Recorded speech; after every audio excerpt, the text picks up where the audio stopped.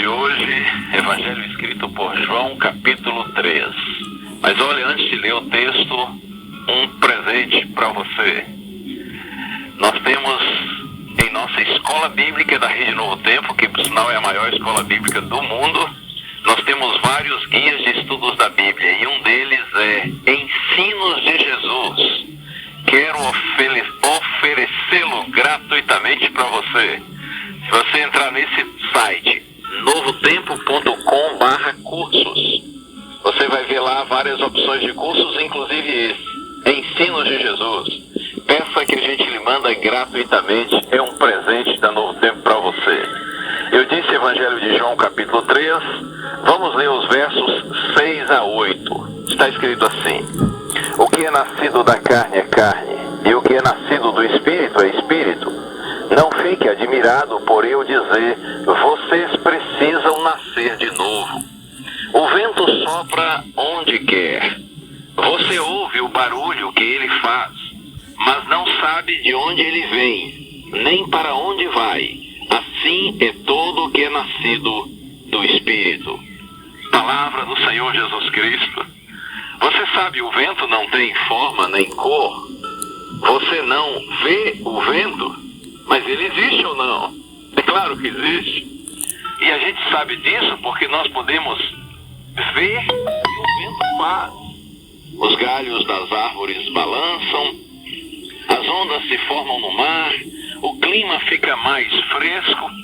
Nós também não podemos descrever plenamente o Espírito Santo, mas não há qualquer dúvida de sua existência, porque nós podemos ver o que o Espírito Santo faz. No mundo existem coisas espirituais e materiais. As materiais são as que você pode ver, pode tocar, os carros, o telefone celular, as roupas, os livros, por exemplo.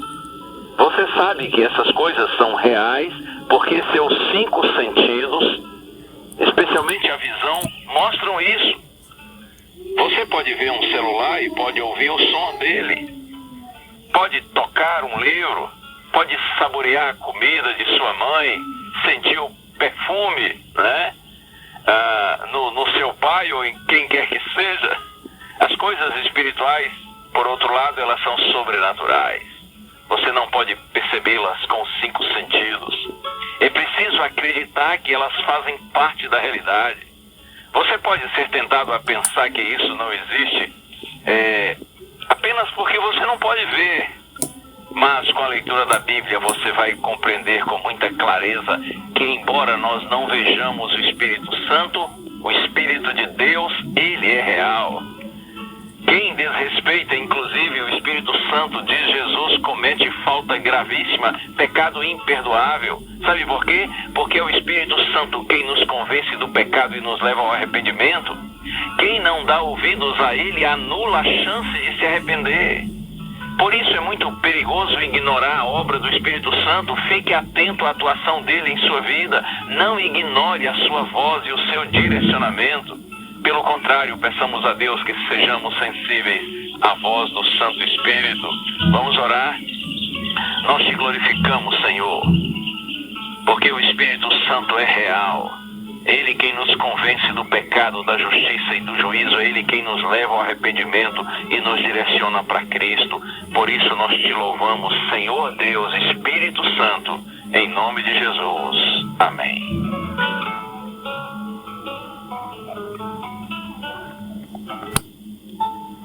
Olhe agora para a era presente. Homens justos como Noé, que adoravam a Deus e evitavam o mal, deixaram de existir.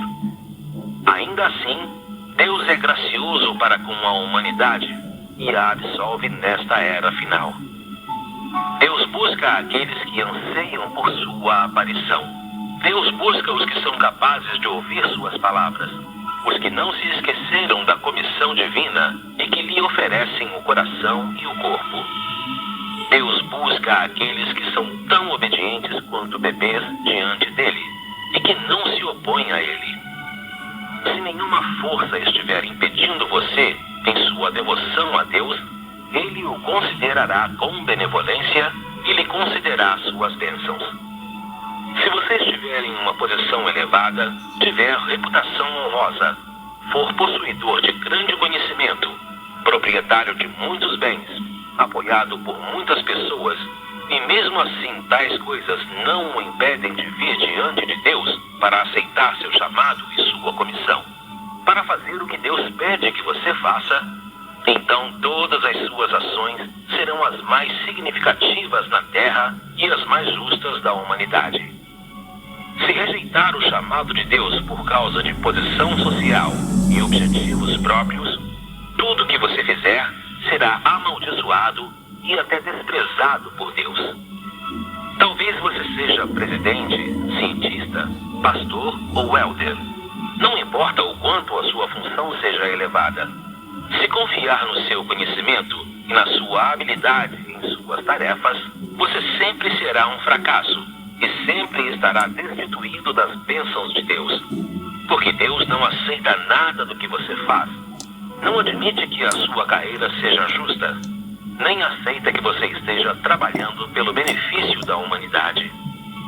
Ele dirá que tudo o que você faz é usar o conhecimento e a energia da humanidade para despojar o homem da proteção de Deus e recusar as bênçãos divinas. Ele dirá que você está conduzindo a humanidade para a escuridão, para a morte, para o começo de uma existência sem limites, na qual o homem perdeu Deus e sua bênção. Desde que o homem dispôs das ciências sociais, a mente humana foi ocupada pela ciência e pelo conhecimento. Depois, ciência e conhecimento tornaram-se ferramentas para governar a humanidade e não houve mais espaço suficiente para o homem adorar a Deus. Não houve mais condições favoráveis para a adoração a Deus. A posição de Deus no coração do homem decresceu mais ainda. O mundo que não tem lugar para Deus no coração humano é escuro, vazio e sem esperança. E assim surgiram muitos cientistas sociais, historiadores e políticos para elaborar teorias que preenchem o coração e a mente humana. Teorias no campo da ciência social, a teoria da evolução humana e outras que contestam a verdade de que Deus criou o homem. Dessa forma, aqueles que acreditam que Deus criou todas as coisas se reduzem a cada vez menos. Já a quantidade dos que acreditam na teoria da evolução cresce cada vez mais. Mais e mais pessoas consideram como mitos e lendas os registros da obra de Deus e de suas palavras na era do Antigo Testamento. No seu coração, essas pessoas se tornam indiferentes à dignidade e à grandeza de Deus, ao dogma de que Deus existe e mantém a sabedoria sobre todas as coisas. A sobrevivência da humanidade e o destino de países e nações não tem mais importância para elas. O homem vive em um mundo vazio, preocupado apenas em comer, beber e buscar o prazer. Poucas pessoas tomam para si a tarefa de procurar onde Deus realiza a sua obra hoje ou de observar como ele preside e organiza o destino do homem. Assim, a civilização humana inconscientemente torna-se cada vez mais incapaz de satisfazer os desejos do homem. E muitas pessoas sentem que, vivendo em tal mundo, são menos felizes que aquelas que partiram. Até pessoas de países que costumavam ser altamente civilizados expressam esse descontentamento, pois, sem a orientação de Deus, não importa o quanto governantes e sociólogos quebrem a cabeça para preservar a civilização humana, tudo é em vão.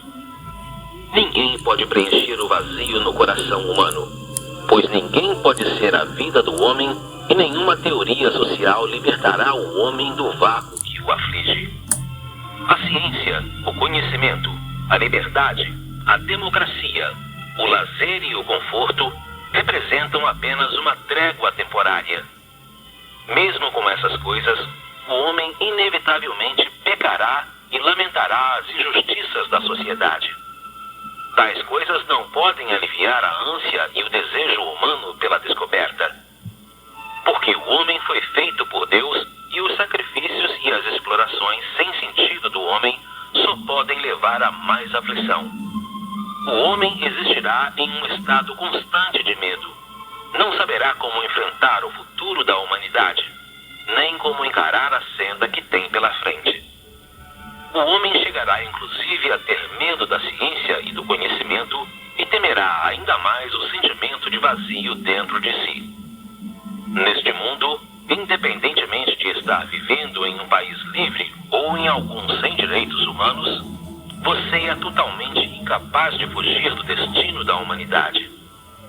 Quer seja governante ou governado, você é totalmente incapaz de fugir do desejo de explorar o destino, os mistérios e o objetivo da humanidade. Muito menos é capaz de fugir do desconcertante senso de vazio. Tais fenômenos, comuns à humanidade toda, são chamados fenômenos sociais pelos sociólogos. Mas nenhum grande homem surgiu para resolver esses problemas. Afinal, o homem é apenas homem. A posição e a vida de Deus não podem ser substituídas por homem nenhum. A humanidade não só exige uma sociedade justa, na qual todos sejam bem alimentados, iguais e livres, como também a salvação de Deus e sua provisão de vida para todos. Só quando o homem recebe a salvação de Deus e sua provisão de vida é que as necessidades, a ânsia pela descoberta e o vazio espiritual do homem podem ser resolvidos. Se as pessoas de um país ou de uma nação forem incapazes de receber a salvação e o cuidado de Deus, então tal país ou nação trilhará o caminho para a ruína, para a escuridão, e será aniquilado por Deus. Talvez seu país seja próspero hoje em dia, mas se você permitir que o povo se desgarre de Deus, então seu país se verá cada vez mais despojado das bênçãos divinas. A civilização do seu país será cada vez mais pisoteada, e não tardará para que as pessoas se ergam contra Deus e amaldiçoem o céu. E então o destino de um país é ser levado involuntariamente à ruína. Deus erguerá países poderosos para lidar com aqueles que foram amaldiçoados por ele, e pode até varrê-los da face da terra. A ascensão e a queda de um país ou nação estão relacionadas a se seus governantes adoram a Deus e se eles levam o povo a se aproximar dele e a adorá-lo. E com isso, nesta era final, porque aqueles que verdadeiramente buscam e adoram a Deus são cada vez mais escassos, Deus concede um favor especial aos países nos quais o cristianismo é a religião oficial. Ele os reúne para formar o lado relativamente justo do mundo, enquanto os países ateus, ou aqueles que não adoram o Deus verdadeiro, se tornam oponentes do lado justo. Dessa maneira, Deus não só tem um lugar na humanidade para conduzir sua obra, como também ganha países que podem exercer autoridade justa, de modo a impor sanções e restrições aos países que resistem a Deus. Apesar disso, porém, ainda não existem muitas pessoas que se apresentam para adorar a Deus, porque o homem se afastou muito dele e Deus esteve ausente dos pensamentos do homem por muito tempo. Só restam na terra países que exercem a justiça e resistem à injustiça, mas isso está longe dos desejos de Deus, pois nenhum governante permitirá que Deus presida o povo de seu país e nenhum partido político reunirá o povo para adorar a Deus. Deus perdeu seu lugar legítimo no coração de cada país, de cada nação, partido governante e até no coração de cada pessoa. Ainda que forças justas existam de fato neste mundo, um governo em que Deus não tem lugar no coração do homem é um governo frágil. Sem a bênção de Deus, a arena política cairá em desordem e se tornará vulnerável a ataques. Para a humanidade, estar sem a bênção de Deus é como não ter a luz do sol. Nada mudará as coisas ou alterará o destino da humanidade, independentemente do quanto forem assíduas as contribuições que os governantes fazem a seus povos, independentemente de quanto quantas conferências sobre justiça a humanidade organizar. O homem acredita que o país onde as pessoas são alimentadas e vestidas, onde vivem juntas de forma pacífica, é um bom país, com boa liderança. Mas Deus não pensa assim. Ele acredita que um país onde ninguém o adora é um país que deve ser aniquilado. A forma de pensar do homem está em desacordo com a de Deus. Se o chefe de um país não adora a Deus, então o destino desse país será trágico. Não haverá futuro para esse país. Deus não participa da política do homem, ainda que o destino de um país ou nação seja controlado por ele. Deus controla este mundo e todo o universo. O destino do homem e o plano divino estão intimamente relacionados, e nenhum homem, país ou nação está isento da soberania de Deus. Se o homem deseja conhecer seu destino, então deve apresentar-se diante de Deus, que fará prosperar aqueles que o seguem e adoram, assim como trará declínio e extinção sobre aqueles que resistem e o rejeitam. Lembre-se da cena bíblica em que Deus forjou a destruição sobre Sodoma e pense também em como a mulher de Ló se transformou em uma coluna de sal. Pense em como o povo de Nínive se arrependeu de seus pecados com panos de saco e cinzas. E lembre-se do que aconteceu depois que os judeus pregaram Jesus na cruz 2000 anos atrás. Os judeus foram expulsos de Israel e fugiram para países do mundo todo. Muitos foram mortos e toda a nação judaica foi submetida a uma destruição sem precedentes. Eles haviam pregado Deus na cruz, cometeram um crime hediondo e provocado o caráter de Deus. Eles foram obrigados a pagar pelo que fizeram. Foram obrigados a aguentar as consequências de suas ações. Eles condenaram Deus, rejeitaram Deus e assim só tiveram um destino: ser punidos por Deus. Esta é a consequência amarga e o desastre que seus governantes causaram sobre o país e a nação. Hoje, Deus voltou ao mundo para realizar a sua obra. A primeira parada de Deus é a grande assembleia de governantes ditatoriais. A China, o fiel bastião do ateísmo. Deus ganhou um grupo de pessoas com sua sabedoria e seu poder. Nesse período, ele está sendo caçado pelo partido governante da China de todas as formas e está sujeito a um grande sofrimento, sem lugar onde descansar a cabeça e incapaz de encontrar refúgio. Apesar disso, Deus ainda continua a obra que pretende realizar. Expressa a sua voz e difunde o Evangelho. Ninguém consegue compreender a onipotência de Deus. Na China, um país que o considera um inimigo, Deus nunca cessou a sua obra. Ao contrário, mais pessoas aceitaram sua obra e palavra, pois Deus faz tudo o que pode para salvar todos e cada um dos membros da humanidade. Acreditamos que nenhum país ou poder conseguem impedir o que Deus deseja alcançar. Aqueles que obstruem a obra de Deus, que resistem à palavra de Deus, perturbam e prejudicam o plano de Deus, acabarão sendo punidos por Deus. Aquele que desafia a obra de Deus será enviado ao inferno. Qualquer país que desafie a obra de Deus será destruído. Qualquer nação que se erguer em oposição à obra de Deus será varrida desta terra e deixará de existir. Eu exorto as pessoas de todas as nações, de todos os países e até dos diferentes labores a ouvir a voz de Deus, a observar a obra divina, a atentar ao destino da humanidade, fazendo assim com que Deus seja o mais sagrado, o mais honroso, o mais elevado e o único objeto de adoração dentre a humanidade e permitindo que a humanidade toda viva sob a bênção de Deus, como os descendentes de Abraão viveram sob a promessa de Jeová e como Adão e Eva que originalmente foram criados por Deus, viveram no jardim do Éden.